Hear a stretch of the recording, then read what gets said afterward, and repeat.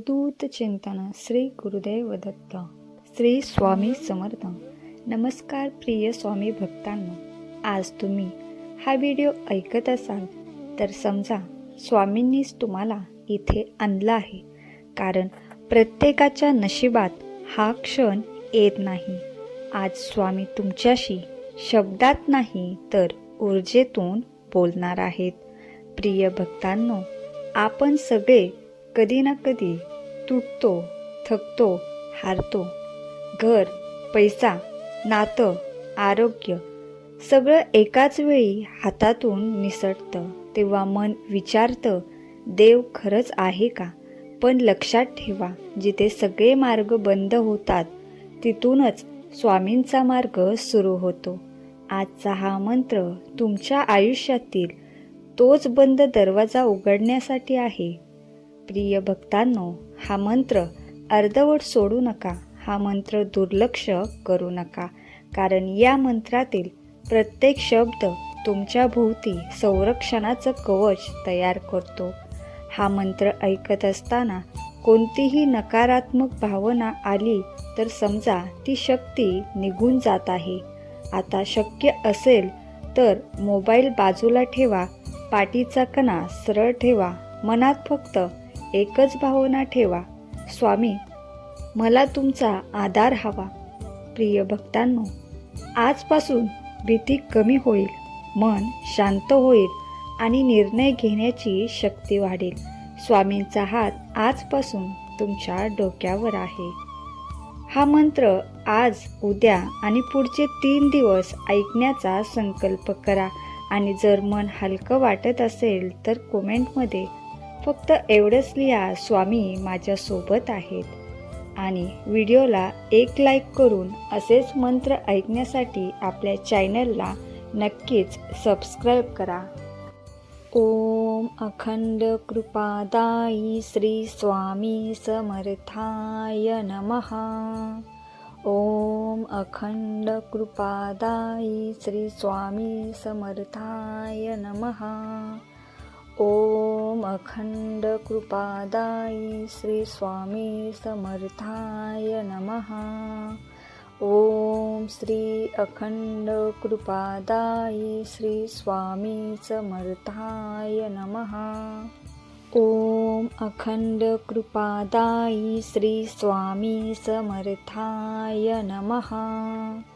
ओम अखंड कृपादायी श्री स्वामी समर्थाय नमः. ओम अखंड कृपादायी श्री स्वामी समर्थाय नमः. ओम श्री अखंड कृपादायी श्री स्वामी समर्थाय नमः. ओम अखंड कृपादायी श्री स्वामी समर्थाय नमः. ओम अखंड कृपादायी श्री स्वामी समर्थाय नमः. ओम अखंड कृपादायी श्री स्वामी समर्थाय नमः. ओम श्री अखंड कृपादायी श्री स्वामी समर्थाय नमः. ओम अखंड कृपादायी श्री स्वामी समर्थाय नमः. ओम अखंड कृपादायी श्री स्वामी समर्थाय नमः.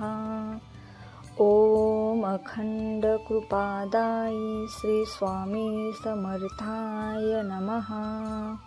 ओम श्री अखंड कृपादायी श्री स्वामी समर्थाय नमः. ओम अखंड कृपादायी श्री स्वामी समर्थाय नमः. ओम अखंड कृपादायी श्री स्वामी समर्थाय नमः. ओम अखंड कृपादायी श्री स्वामी समर्थाय नमः. ओम श्री अखंड कृपादायी श्री स्वामी समर्थाय नमः.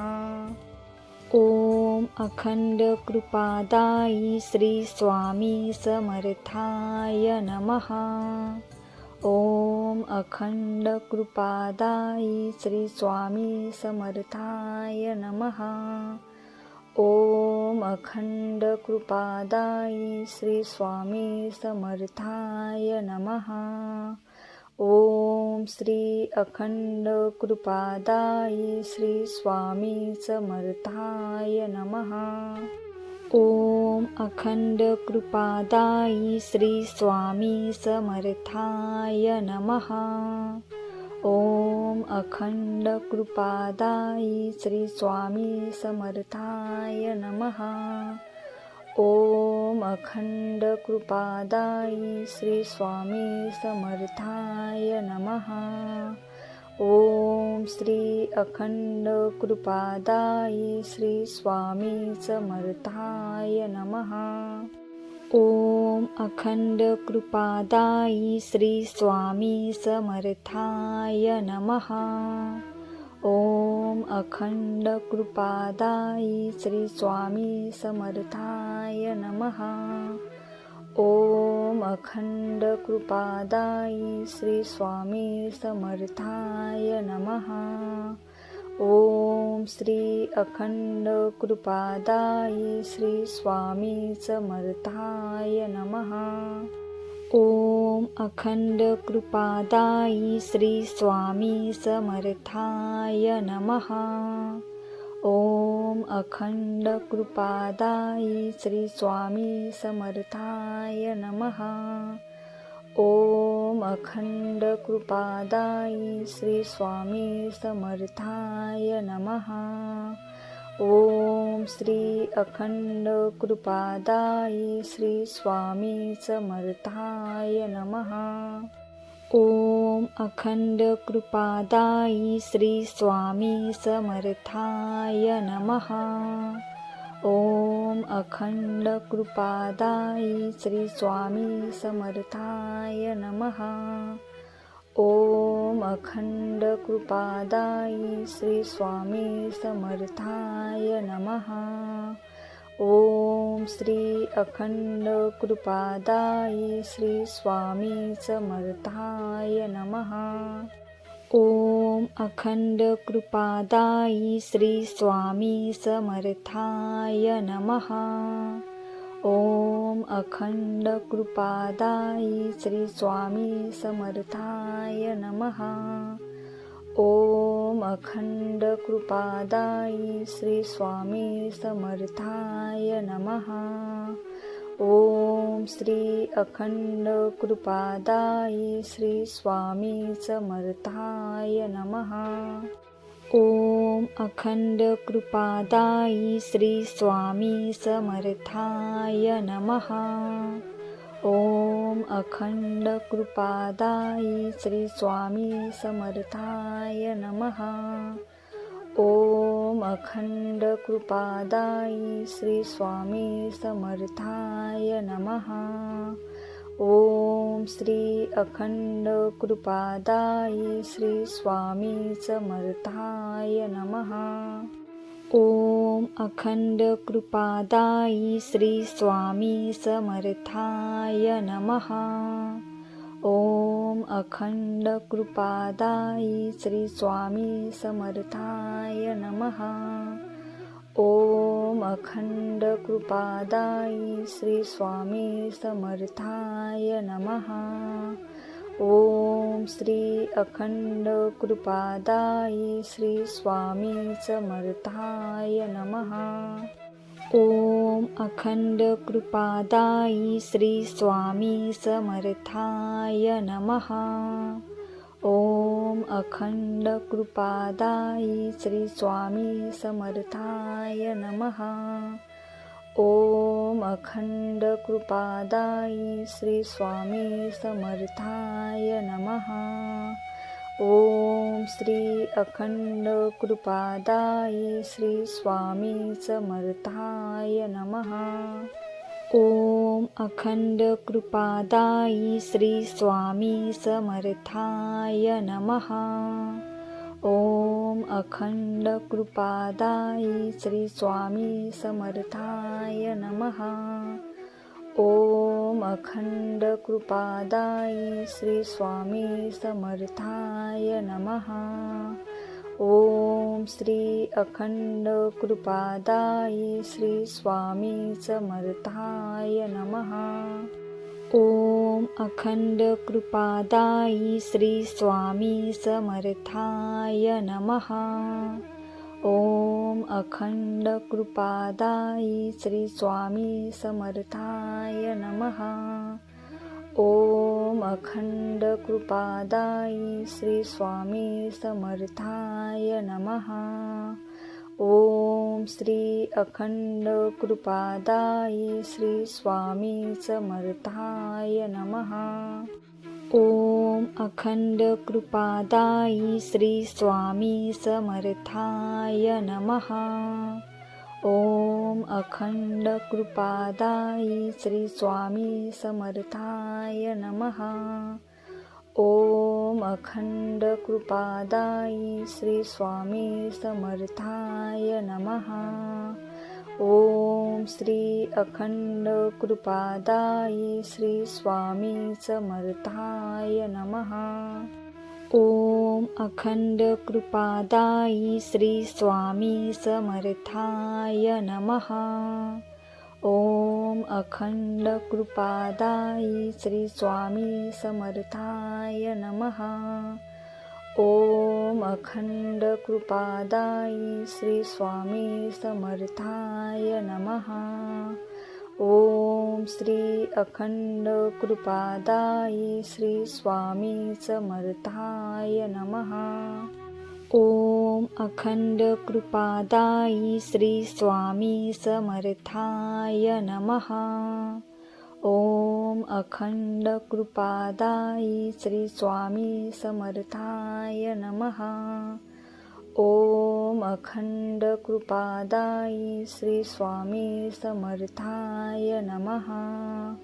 ओम श्री अखंड कृपादायी श्री स्वामी समर्थाय नमः. ओम अखंड कृपादायी श्री स्वामी समर्थाय नमः. ओम अखंड कृपादायी श्री स्वामी समर्थाय नमः. ओम अखंड कृपादायी श्री स्वामी समर्थाय नमः. ओम श्री अखंड कृपादायी श्री स्वामी समर्थाय नमः. ओम अखंड कृपादायी श्री स्वामी समर्थाय नमः. ओम अखंड कृपादायी श्री स्वामी समर्थाय नमः. ओम अखंड कृपादायी श्री स्वामी समर्थाय नमः. ओम श्री अखंड कृपादायी श्री स्वामी समर्थाय नमः.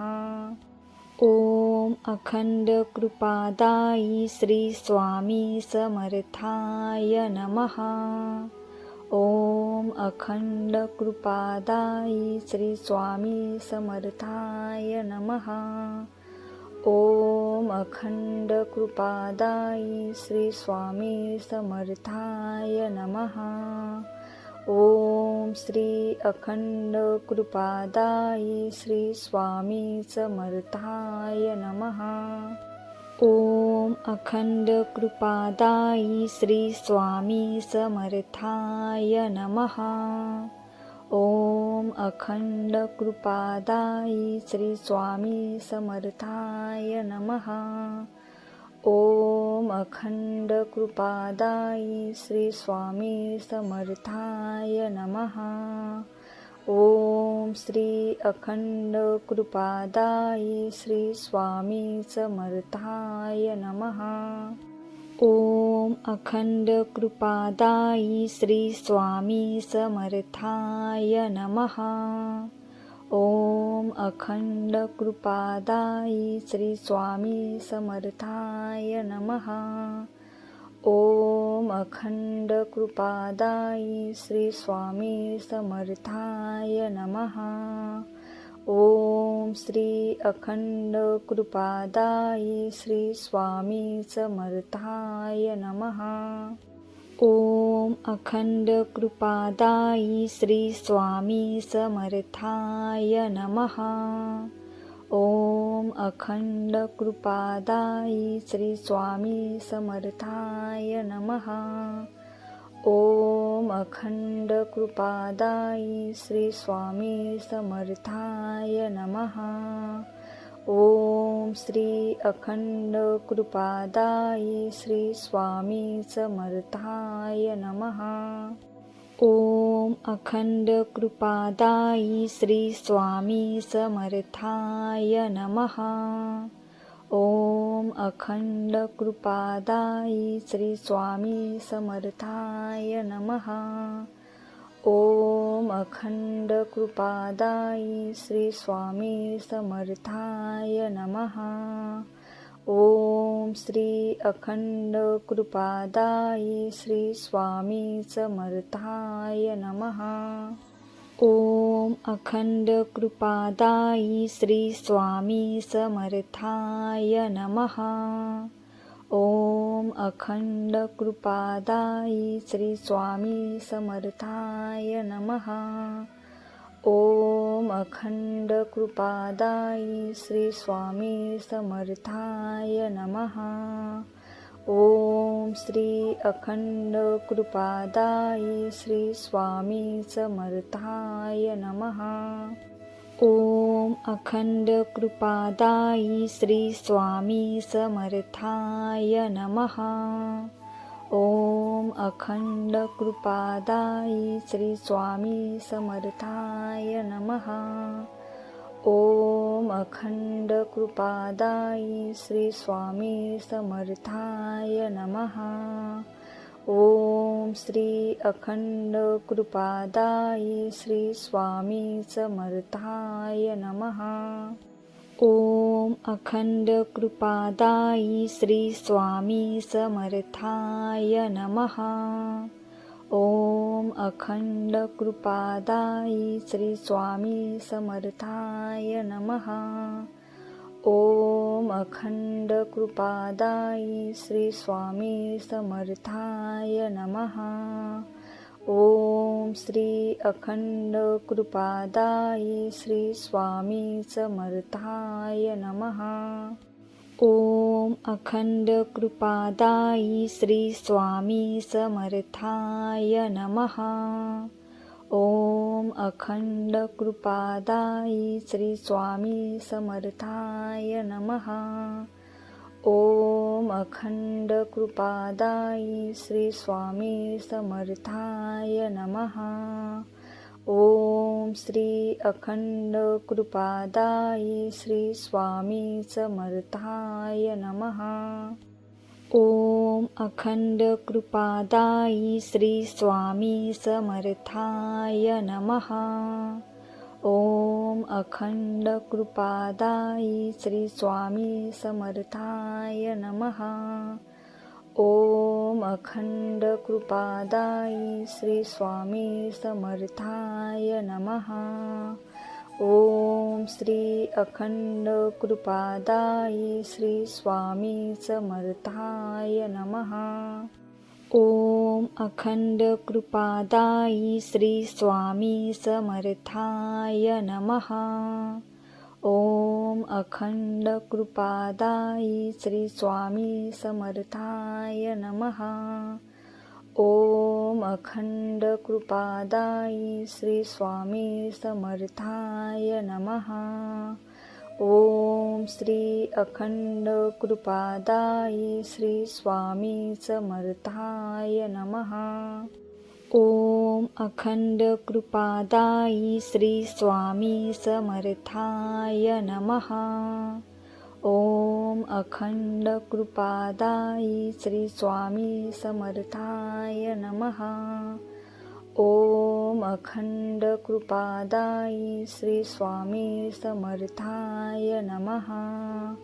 ओम श्री अखंड कृपादायी श्री स्वामी समर्थाय नमः. ओम अखंड कृपादायी श्री स्वामी समर्थाय नमः. ओम अखंड कृपादायी श्री स्वामी समर्थाय नमः. ओम अखंड कृपादायी श्री स्वामी समर्थाय नमः. ओम श्री अखंड कृपा